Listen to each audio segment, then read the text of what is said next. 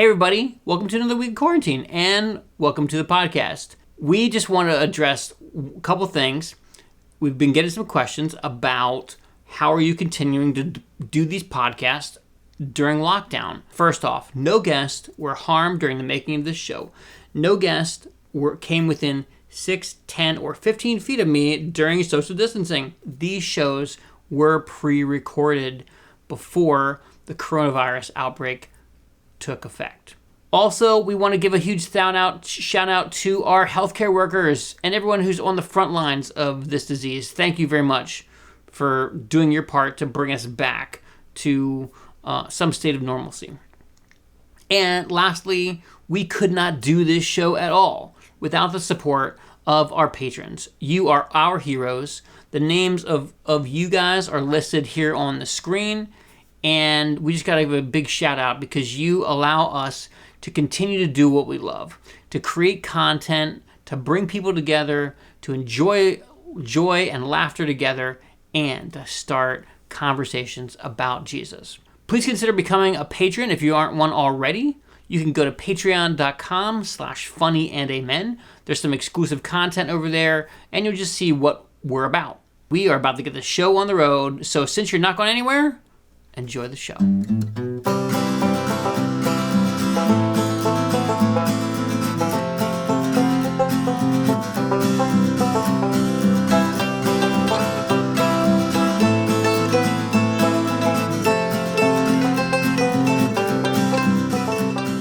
It's now the same day. It's now the same day. Every day is the same day. It's now the same day, and this is actually a podcast. This is a podcast. No more of those 3-minute commercials that we did leading up to Enough of this foolishness! We're just getting started. We are. So, as always, The I'm whole Kevin crowd is Hackenberg. laughing. Do you notice behind us the whole crowd is laughing? If you listen closely, you can almost hear it. Come on, laugh. See? I wasn't imagining. Fanita's I haven't even had the over there whiskey. laughing. So here we are in Aspen, Hi. Colorado. I'm Kevin Hackenberg. This I'm is Rich Christian. Melheim. I'm getting to that. Together, we're fighting crime in the city. We're not in this. We're in Aspen. We're fighting crime with a bunch of rich white people. So we are doing our podcast, Christians Drink Whiskey and Open-Minded Friends. We have today with us the remainder of the Blade and Bow, and unless Lloyd comes back to join us for a little more, we'll probably be finishing this on the show today. Let's pop that. And Yeah, it was full until Lloyd came. Yes, we didn't touch it at all before we rolled the camera. Not at all. So pour a little bit of that. That's enough. And we got this when we first got here a week ago. I was going to name my first kid Slander. And Yes.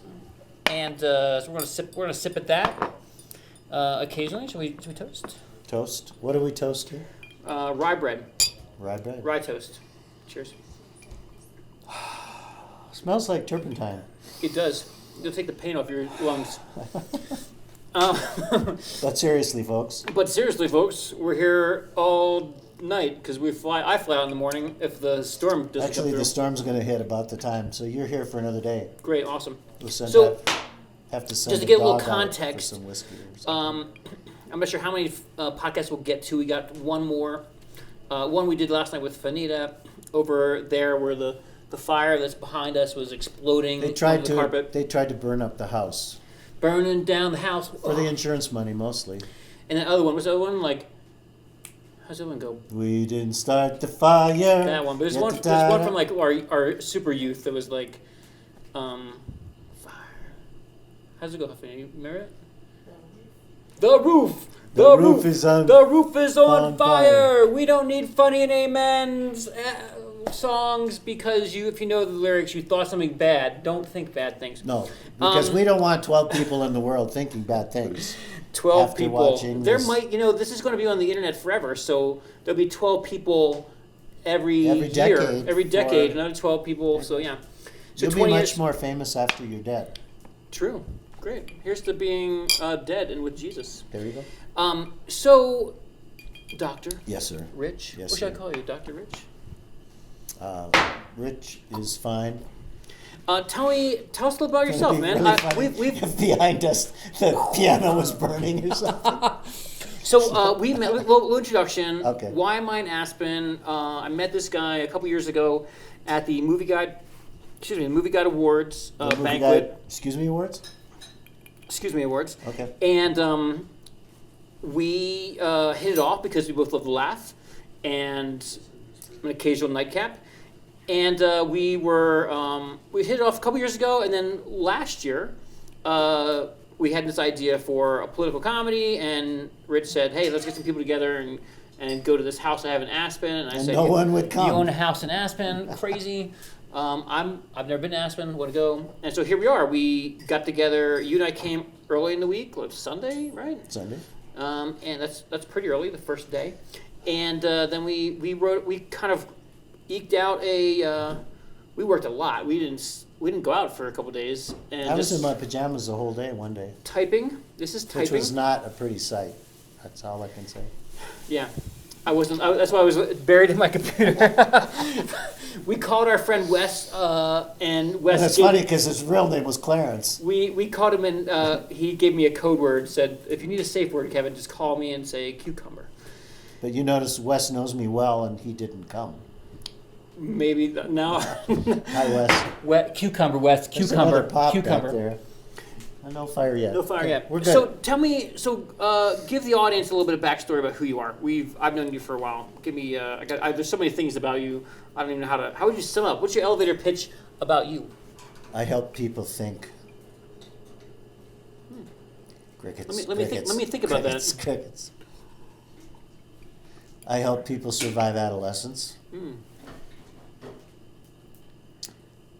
I help draw out, hopefully, the best in people, gifts and talents they don't even know they have. I love to gather people of different backgrounds, understandings, talents, and lock them up together for 2 or 3 days and see if something unique could come out of the process with a focused goal in mind. I love to connect people, and I love Jesus. Did we go too fast? You went too fast. That comes usually about halfway. But how do I say? It's funny. The Christians like get on there. They're like, I'm holding alcohol. I need to proclaim right away in the first 5 minutes. I love Jesus to make sure that my. It's actually turpentine. Turpentine. Okay, we're cleaning up. We're cleaning up paint. Turpentine. Did you have your results back of your urine sample? My it's very alcoholic. But seriously. So. A couple things that my first recollection of you is you're Lutheran, and you. I see dead people. You see dead people every Sunday. Nice, but and you're producing a lot of things. What do you get when you cross a Lutheran with a Jehovah's Witness? Someone who knocks on your door doesn't say anything.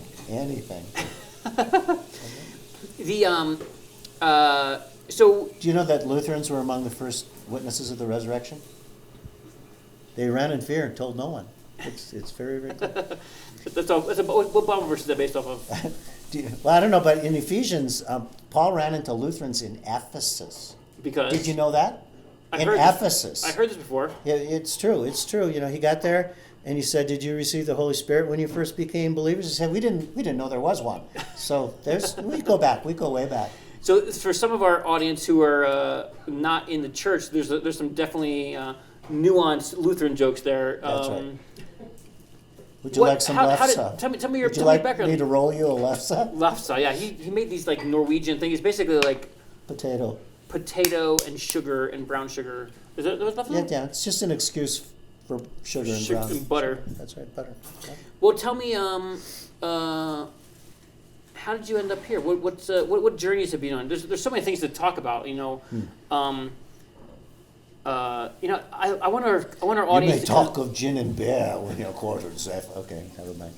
We'll do Gunga Din for the next podcast. Okay. Let's go deep for a second. I like throwing him off. You know, it's really fun. How'd you end up being Lutheran? Well, in 1517. Not how did Luther end up being a Lutheran? How did you end up being a Lutheran? This guy had a father problem, and he had a God problem, and he had a problem with his father at the monastery, and then he realized it's all grace, and you're all beautiful and precious but people were telling you you're a pile of garbage, and so that changed that. And a lot of people didn't want to be told what to do by the Pope. Yeah. And including people in Norway, Sweden, and Denmark, because it's really farther away. Yeah. And the further away you get from somewhere, and then you jump ahead 300 years. All the Vikings, these lovely, peaceful people, Nobel Peace Prize, robbing, murdering, raping, burning, pillaging. You know. My people, right? For some reason, they met Jesus with King Olaf, who, by the way, was baptized but kept his sword above his King head. Olaf. King Olaf, excuse me. As in the Yeah. Frozen. The Frozen. Yeah, guy. this guy was before Frozen. Let it go, let it go. You know, the words relax and laxative come from the same root. Anyway, King Olaf kept his sword in the air because he knew he still had to do some other stuff. But they became Protestants. They became Christians 1,000 years ago, and then they became Protestants. And during a very, very difficult time in Northern Europe, people were starving to death, and there was free land and a promise to come. My relatives came over in 2 different waves. When I ask you about your history, I wasn't expecting to go back to the Lutherans and the Vikings. My great-great-grandma saw Abraham Lincoln debate Douglas. But that's cool. And then we jumped to today, and here I am. And so that's pretty much that sums it up. I feel like I've got to know you better. Thank you. What seriously, let's start. Where were you born? I was born on the Canadian border of North Dakota in a little town called Bottineau. Mm-hmm. And we moved to a railroad town where one of the influences of my life was my mother would feed the vagabonds, we called them hobos in those days, on our back porch. And she gave us a heart for you got to care for people who don't have anything in any life. She told me shortly before she died that one of her first memories of me was 3 or 4 years old, and I was sitting out on the back porch with this hobo, and when she fed him and he left, I yelled, "Come again and bring your whole family!" And the next summer we had 40 hobos with us, and yeah, so I grew up in a house where caring for people was just, it was natural. There literally wasn't a Christmas, Easter, or Thanksgiving that we didn't have 20 to 25 widows at our house, or stray people or new people that moved to town. A Chinese family with 8 kids moved in, and they were over for dinner and teaching, whipping my butt with ping pong. It was all about love and hospitality. The message I got from them is, if there's love, there's room. And that's what I grew up with, is you care for people. The other part was that blessed to be a blessing. It goes all the way back to the Jewish when did your mom pass away? How old were you? Mom passed away 12 years ago, so Okay. I was an adult, Cool. some would say. So she's been around for a while. Well, she was around for a while. Wasn't that story was. wasn't like connected to like the hobos? Then No. she passed away. What No, she was strangled by a hobo, choked on a chicken bone. How, Help me! Help me! How No, that's I not- want to check my phone every once in a while because I got to make sure the camera's still rolling and my messages. Just kidding.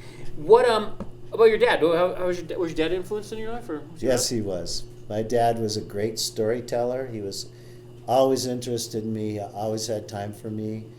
My dad was a railroad guy until World War II, and then in the middle Meaning, I was a railroad guy, but like little trains. Your dad worked on railroads? yeah, like real. Yeah. So- working on the railroad. So when I went away to college and I found out there was an engineering department, I thought, I want to work on trains. I got to go into engineering. Really, I know. Yeah, no, that's right. I'm But laughing with you and at thank you. you.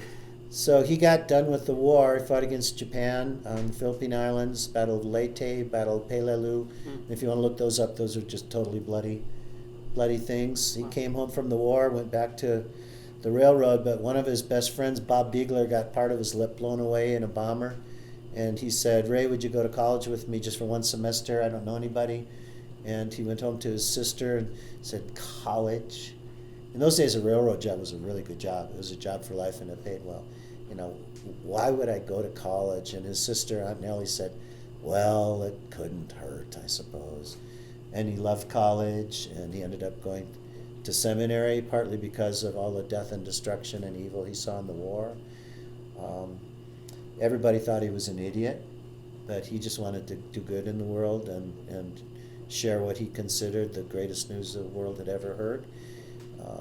Love against hate, sacrifice against, and that whole greatest generation, the Tom Brokaw generation, to them it was sacrifice. I'll do it. I'll die for you. And to me, the heart of Jesus is, I'll die for you.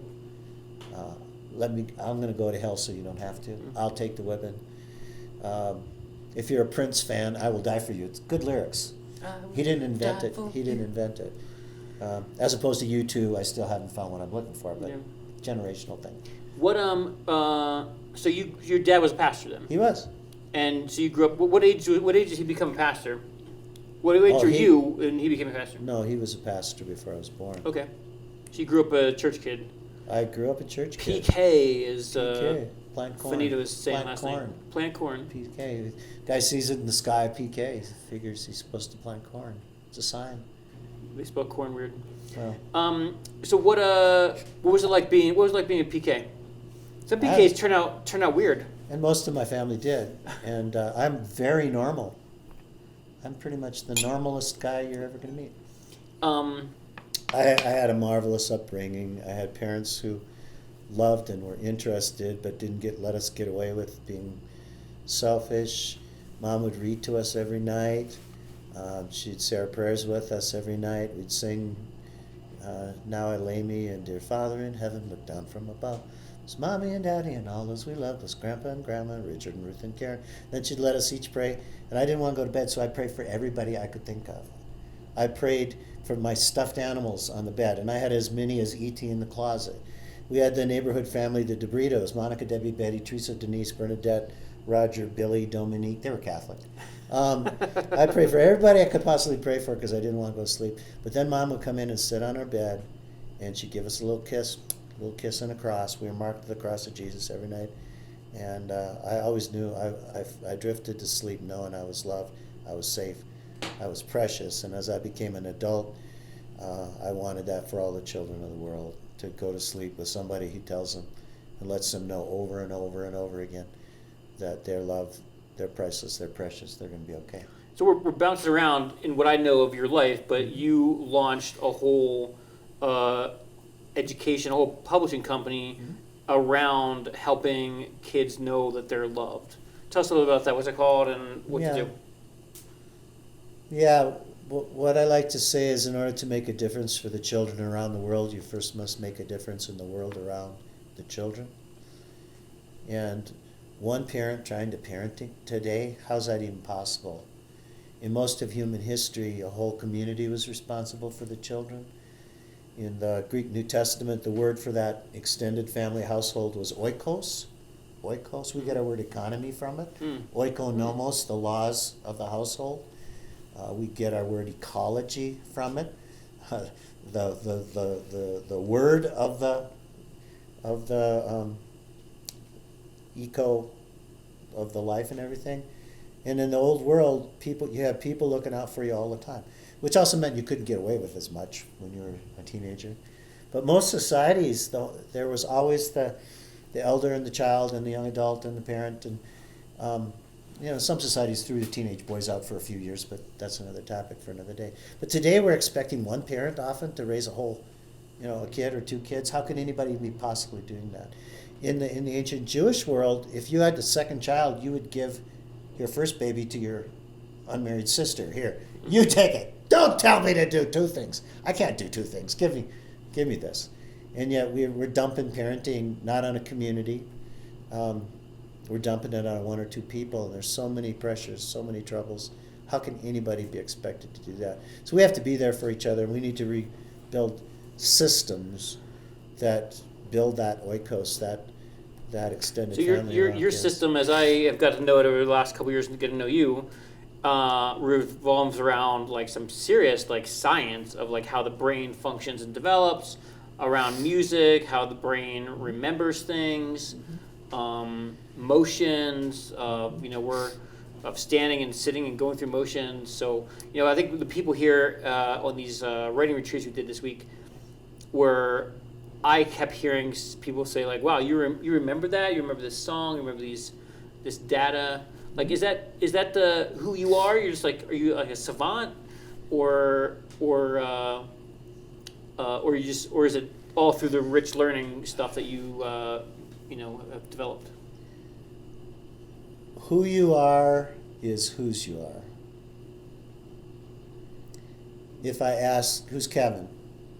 You'll probably say, I'm a husband, I'm a father, I'm a son, and it's almost all about relationships. If you look deep behind the why behind the what and into the soul and the meaning of somebody's life, and you ask them about what's really meaningful, it's especially on a deathbed, it's never the money in the bank. Did I touch some people who are still walking the face of the earth after I'm gone? I was a mildly dyslexic kid, and so I had to learn with music and art. And my first book I wrote when I was 3.5. I couldn't write, so I made my mother do the words. But it was about a duck who couldn't quack. And in the end, you find out he could, he just chose not to. But I could not remember things unless I put it to music. And intuitively, I just had to do that. Even on my graduate notebooks, reams of notes, even on my doctoral work, it's full of cartoons, because I need a picture. I need more than they're just giving me with words. Yeah. I need a richer learning experience. I need to hear it. I need to see it. I need to dance it. I need to sing it. I need to touch it. And with all that going, that bypassed the learning problem that I had. I still have dyslexia. It's a brand of it with numbers. If you give me a Wi-Fi code of more than 7 digits, I won't get it right. The first time, I will never get it right. And I feel stupid. I'm not stupid. It's just I don't have that certain ability. So I had to take everything else that would wire together to take care of the thing that didn't work. It's like somebody who stutters can still sing. How's this possible? Yeah. They're wiring so much more of a richness together that it's no problem. So I was always interested in how could you short circuit the short circuit of a learning disability, and that drove me to neurology to study learning on a molecular basis. What do you need in your brain and what do you need out of your brain? You need oxygen, you need glucose, you want the stress hormones out. To study learning on a cellular basis, how can you hook lots of different parts of your brain? Music has rhythm, it has cadence, it has the color of the sound, the timbre, it has words. So many different parts of the brain are awake. If you were a neurologist as a teacher and you said, I have a choice between talking to these kids or singing to them, it's a no-brainer for anybody with half a brain that you would embed the learning in music. That was our preschool project. From the molecular to a cellular to a structural basis, what parts of the brain can you connect to your learning? To a bodily basis, if you can get the body involved in learning. Muscle memory is the most powerful tool you have for attention and retention. Muscle memory, think of, that's for me. I'm supposed to go now. Thank you, Kevin. It's really I'm so really engaged. Nice. Hello, it's really hello. Nice. Thank you very much. This was really. Stick around. Okay. You too. Okay. That means I need to turn the camera off and on so it doesn't stop. Okay. We're back with Dr. Rich Melheim. Do you believe in time travel? We've gone back in time. We're going forward or backward now? We're going forward in time now. Just a minute. Okay, I'm back. But I do believe in time travel. I do too. In fact, I can prove it. We have really no trouble with time travel. It's just right now we can only go in one direction at one pace.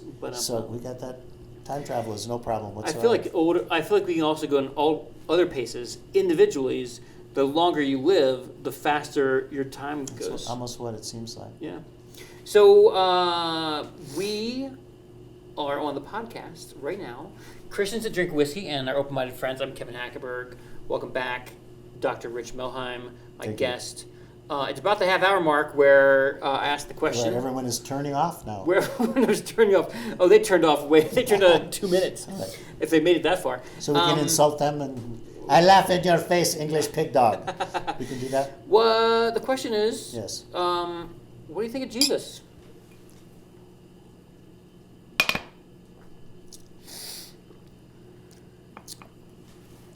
There's been no human in the history of the world who has had a more profound effect on the history of the world than a kid who grew up working as a carpenter in a backwater country, occupied in a crossroads, yes, but without an army, without royalty, without any credentials. 12 people and 40 people and 70 people and 300 people and 1,000 people who had no power at all took down the biggest, most repressive government in the history of the world, and within 300 years changed everything for everybody.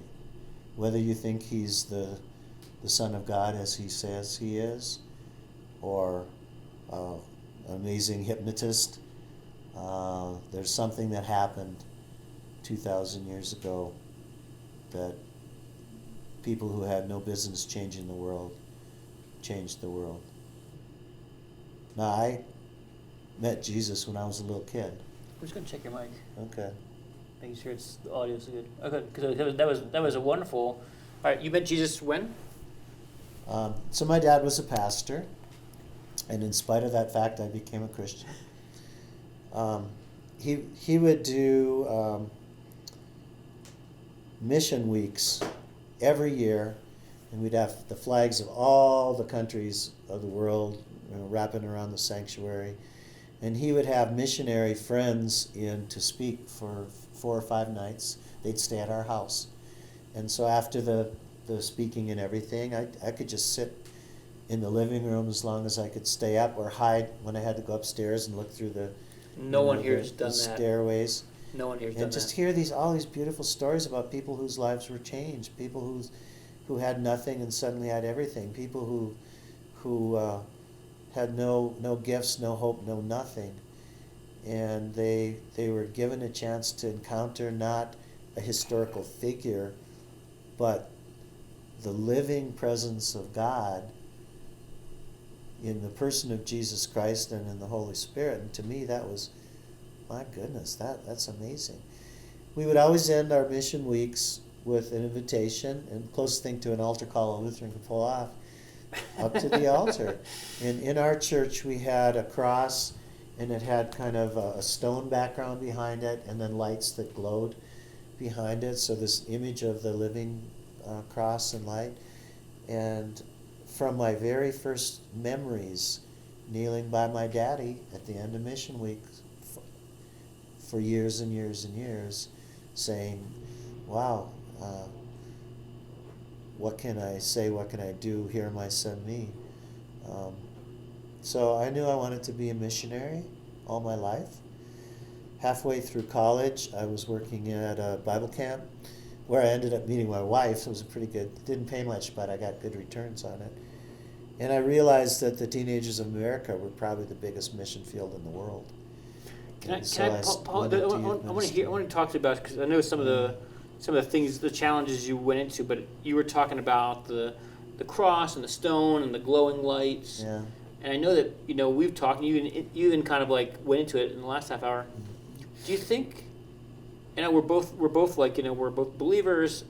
Do you think that some of that the repetition, some of that tradition, some of that like light show, the light show, an early Lutheran light show, just a glowing cross.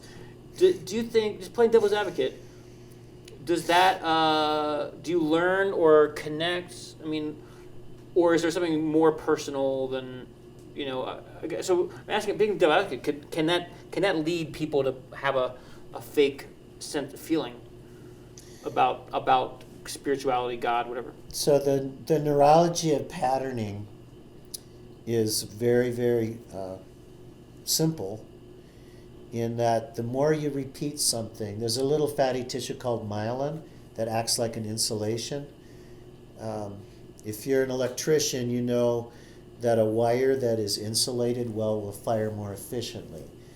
And whether it's learning A, B, C, D, E, F, G, or Jesus loves me, this I know, or lactic acid bacteria in anaerobic conditions converts lactic acid to pyruvic acid, and that's why you get sauerkraut.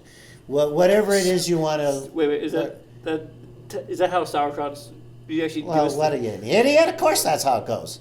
Lactic acid bacteria, under anaerobic conditions, take the air out, converts the lactic acid to the pyruvic acid, and there you get your sauerkraut. Come on, everybody knows that. Sauerkraut. So every time... I didn't know we were going to do a recipe show for sauerkraut. Yes, every time you repeat something, and especially if you repeat it in a multisensorial way, if the brain meets the body, meets the environment, if you sing it, you dance it, and you say it, okay, lots of neurons are talking to each other. A memory isn't stored like a bit on a computer. A memory is an array of synchronous firings across multiple wirings. If the eyes meet the ears, okay.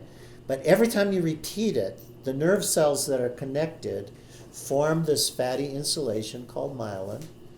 And by the way, your ears are fully myelated in the womb. So sing to your babies, by the way. You have a womb with a view.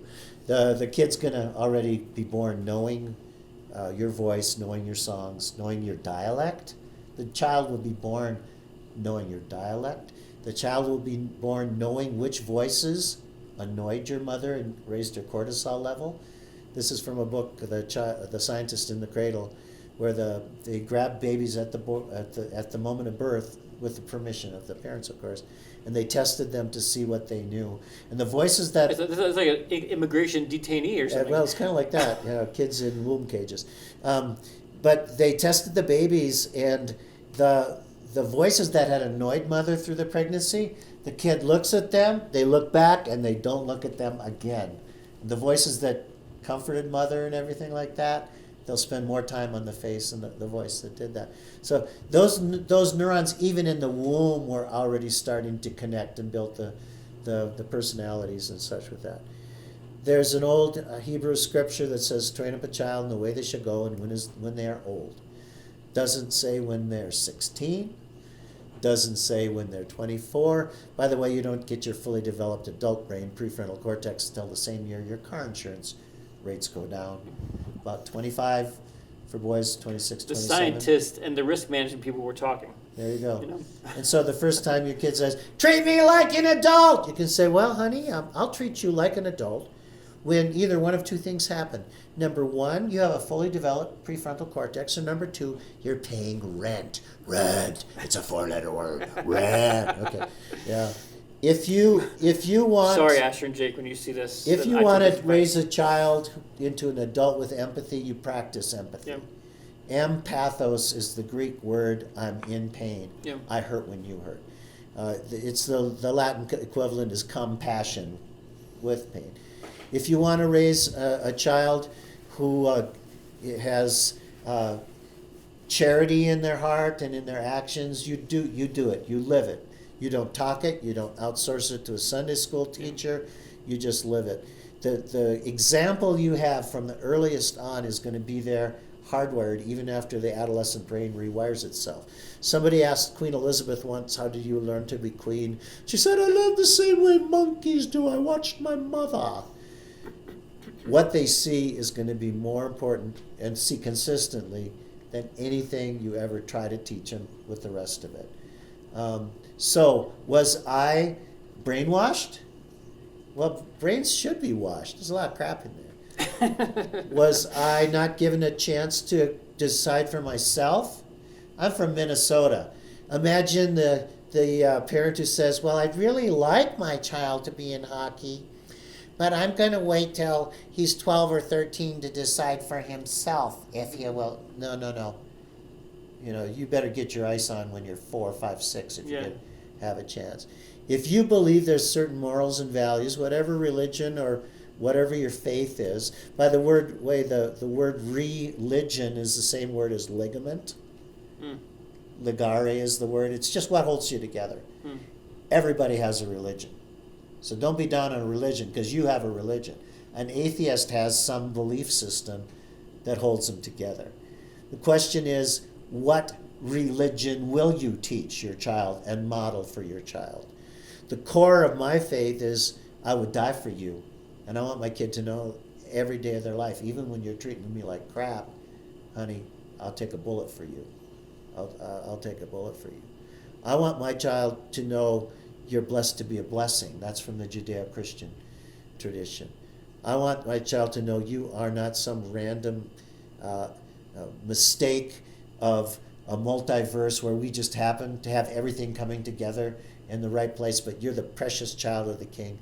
And no matter what anybody says, you are priceless, you are precious, you're so priceless that the King of the universe came down to save you and die for you. I want my child to know love, joy, peace, patience, kindness, goodness, gentleness, faithfulness, self-control. This is what a Christian is following Christ. The caricature of a Christian of some judgmental, non-scientific, whatever, I don't really think that's Jesus. And so if somebody wants to look at Christianity, I'd say look at Jesus. Christians are humans, and they're full of everything you got. They're just trying to be a little Christ, which is the word Christ, little Christ. Trying, and many, including myself, including Rich. And the first time Jesus goes home, when he really starts his ministry at 30, and by the way, 30 was old in those days. 30 was old. Yeah. He's not, just starting there. And most of the disciples, you get these pictures of Da Vinci's Last Supper with all these long-haired, bearded guys. In that culture, most of the disciples just had their bar mitzvah. They're 13, 14, 15, 16. These are probably a bunch of teenagers that aren't even married yet. We only know of one. Peter had a mother-in-law, so I'm thinking he was married. But the rest of them are these rebellious, and most movements start with a bunch of young people, right? Yeah. That just don't like the system, and we're going to follow somebody who's going to take us somewhere new. And then Jesus blows the whole thing to pieces when he says his kingdom is not of this world. His kingdom is not here to kill the Romans, which a lot of people wanted him to do. His kingdom is love and mercy. And I look at, you got a problem with love and joy and peace and patience and kindness and goodness and gentleness and faithfulness and self-control. That's somebody who's following Christ. And I don't measure up. The word sin literally means missing the mark, right? The Greek word. I don't measure up, but I want to be that. Yeah. Before I started dating, my mama said, Rich, you will never find the right person. You must decide to be the right person. Ouch. Well, what is the right person? Ouch. Tell you what, Rich, take that 1 Corinthians 13 and put your name in place of the word love. Rich is patient. Rich is kind. Rich is not jealous, envious, boastful, arrogant. Rich does not insist on his own way. How you doing, Rich? Are you the definition of love? Wait. So we just did a week here. Insist on your own way. Two creative guys, and then adding on to another layer of creative people. Do we always have love this week? Almost we sometimes miss the mark, which missing the mark is the word for sin. St. Paul, right before that, 1 Corinthians 13, the last thing he says is make love your aim. And if you think of a target, everything I want to do is love. I don't think the millennial, I don't think the Gen Z, I don't think the younger than young. I've got a 30-year-old and a 26-year-old, and they're two different generations. One had CDs and the other thinks plastic is stupid, right? I don't think anybody has a problem with Jesus if you really look at him. It's the best and easiest and most beautiful little book to read is C.S. Lewis's Mere Christianity. And when he gets to the point of who is Jesus, he says he's either a liar, he's a lunatic, or he's the Lord. He's either a liar because he's telling people to trust their eternity to him. And if he knows that's not true, he's not just a liar, he's demonic. Does he look like a liar? Does he look like he's demonic? Well, some could say, well, he's crazy, he's a lunatic. He thinks all this, but it isn't really true. Liar, lunatic lord. Let's talk about Thank you, that's really cool. Let's talk about going even a little deeper. You told me this story a couple times about The star-bellied sneetches had bellies with stars, and the plain-bellied sneetches had none upon theirs. Is that the one? That's the one. Yeah, Yeah. I really want to do. That goes deep. That warms my heart. Thank you. There's a lot of things going out there. There's a lot of youth in trouble, and you became a pastor, and then at one point you were called to pastor a church that had some people. There was some suicide there, and I've heard this story a couple times from you, and you made an interesting point that they were trying to find someone to help them get out of this situation where there's a kid who committed suicide. It was a youth pastor, right? Tell the story.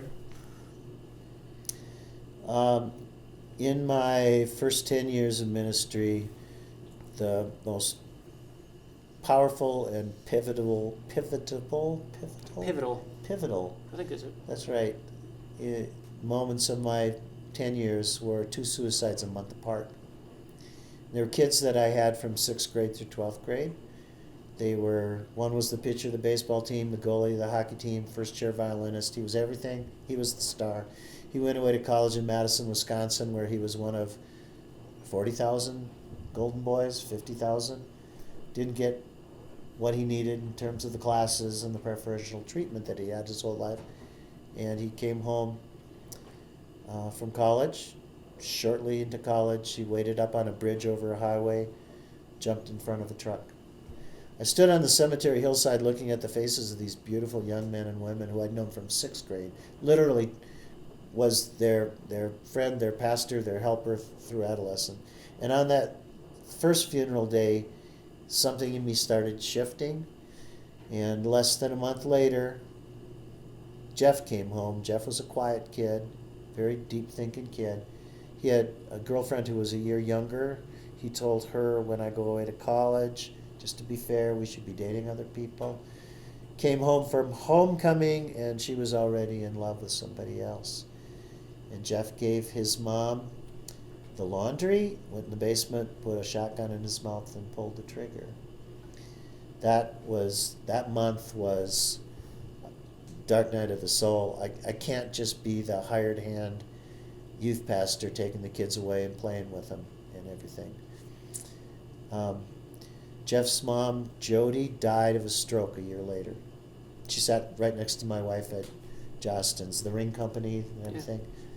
But the autopsy said a stroke, but we all know she died of a broken heart. And neurologically, there's a chemical called cortisol, which is a stress chemical. And when you're filled with grief, you can't sleep because of cortisol. You toss and turn, your arteries tighten up. Your face, prematurely wrinkles and ages and sags. You block your melatonin, your sleep drug, and you'll die faster without sleep than you will without food or just about anything. It changed me, and Eric's dad had a heart attack within that whole period too. And it occurred to me that we can't just take the kids away and teach them something. We can't just go here with education and let me teach you about Jesus. You can anesthetize most of the brain and the heart keeps pumping. But if you anesthetize the heart, everything else dies.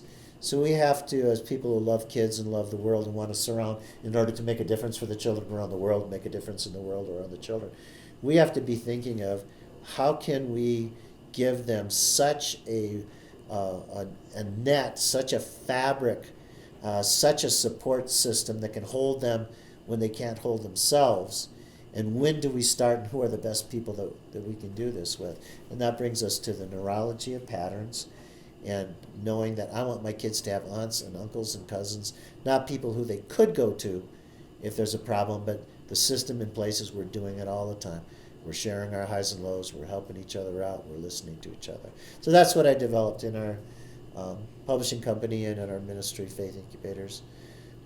We spent 10 years focused on adolescence, knowing that that's really a pivotal point, stress point for most parents. We spent the next 10 years working on elementary, knowing that if you try to start at adolescence, the cement is already hardening. My first job was as a carpenter, and I did cement work. And our boss, old Morel Larson, would tell you, the longer it sets, the harder it gets.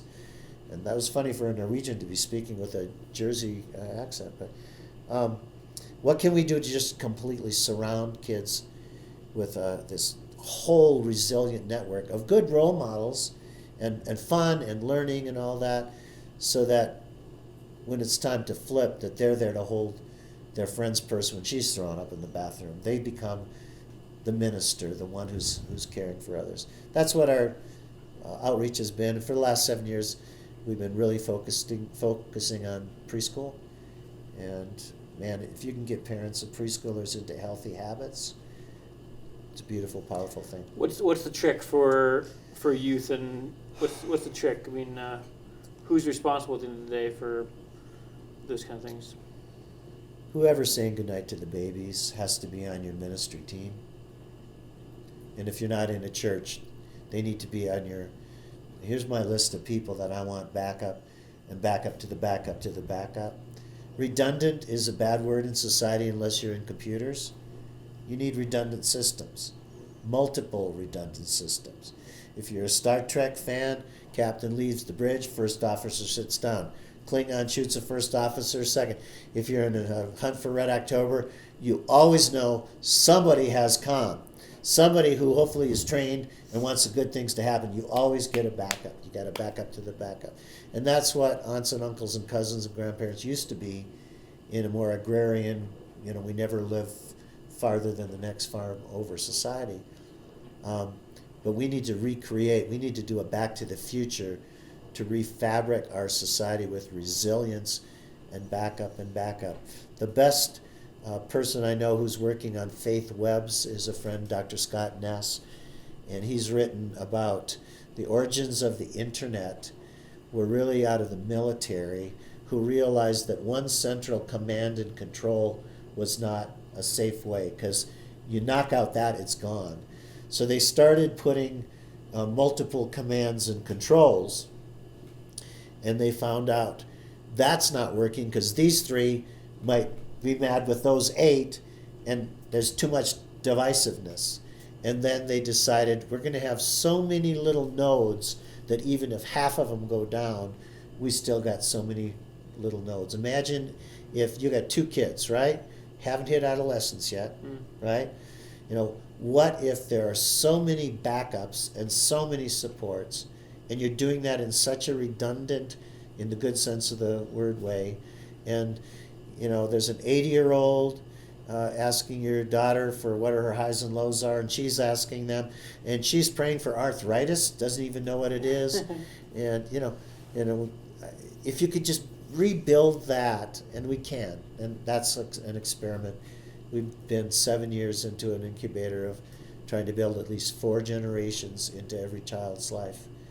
And we say every week at church, or if you don't go to church, in some kind of community gathering, and then every night in every home. You don't go to sleep without checking in with each other. And then we do highs and lows, scripture, talk, pray, bless.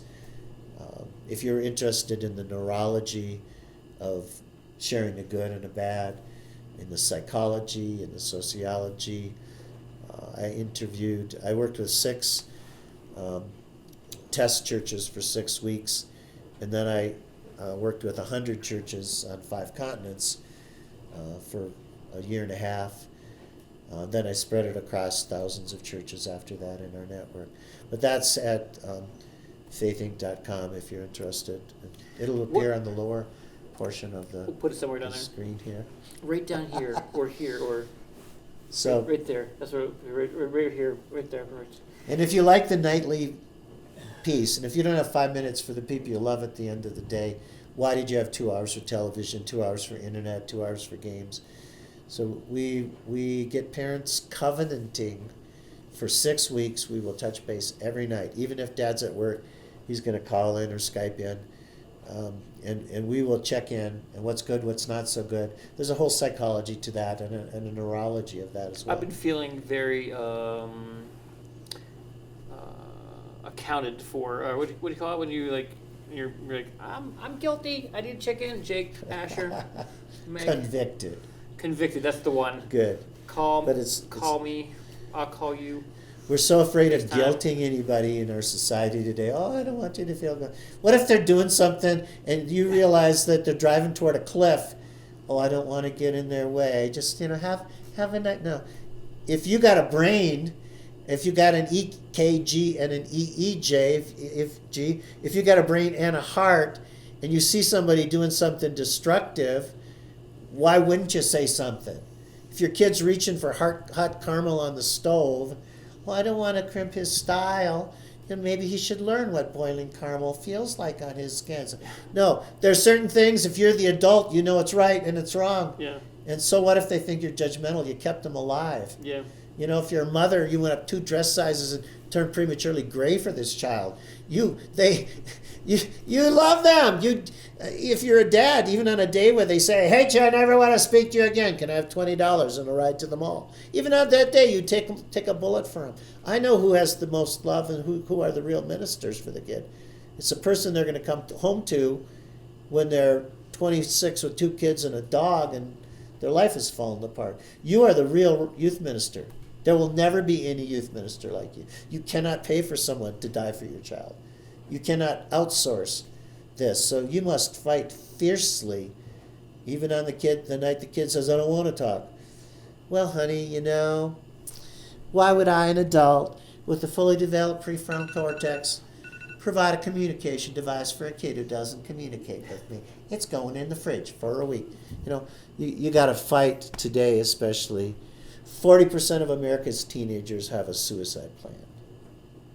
Say the number again. 40% of America's teenagers, according to Search Institute in Minneapolis, that has interviewed hundreds of thousands of teenagers, 40% have a suicide plan. It's not they've thought of suicide. It's they know what they're going to do. They know where the gun is. They know where the pills are. They've got it all figured out. I'm from the Minneapolis area, and there's an amazing research group called Search Institute that does work on internal and external developmental assets. And in their research a while back, they found that 40% of America's teenagers had a suicide plan. Not that they've thought of suicide, not that they just contemplated, but they actually know what they will do. They've already planned. I know where the pills are. I know where the gun is. I know what I would do to crash the car. And I would just say, so in a room of 5 kids, 2 out of 5 kids have a plan. Can you let your kid go to bed tonight without checking in on the day? We do a simple thing, highs and lows. What's good, what's not so good. And psychologically, if somebody knows you're good, somebody knows what's not so good. Sociologically, the bond that happens. Theologically, Paul says, rejoice with those who rejoice, weep with those who weep. Neurologically, you wash away the stress hormones. When you're laughing about the good and when you're crying, there's cortisol in your tears and there's dopamine in your tears. Dopamine's the pleasure drug, and it builds up your immune system. So you're getting rid of the crap. You're building up your immune system. Just that nightly check-in helps them get better sleep, helps them process their day, get through it better, and it helps them know there's somebody in the world. I'm not alone in the world. There's somebody who cares about me. As a Christian parent, I say, there's a God who's bigger than your biggest problems, who thinks you're precious. There's a God who's on duty all night long. Let's just give it to God. Let's go to sleep. And tomorrow morning you'll have the answer. That's such a gift for a child. Don't let them go to sleep without it, right? So there's so much more. It's been almost an hour now, and there's so much more. We could have many more. Maybe we'll do another one next season. But if we're here in Aspen together, please invite me again. Or we'll see each other in LA or wherever we see each other next. Thank you so much. Tell them the website, please. One of your many websites. If you go to richmelheim.com, that's got everything connected. Yeah. And then the Christian Ed is Faith Inc., Faithink, or FA Think. CWDW&TOMF.com. Everything. And, just kind of mention a couple of things that I'm very excited to, follow you with is your Baby Silkworm project, which is being developed for Asia. You've got this very cool rock opera about the life and times of Luther. Mm-hmm. And I discovered, if you want to do a little research, Martin, his name is Martin, right? Mm-hmm. Martin Luther, and then Martin Luther queued up the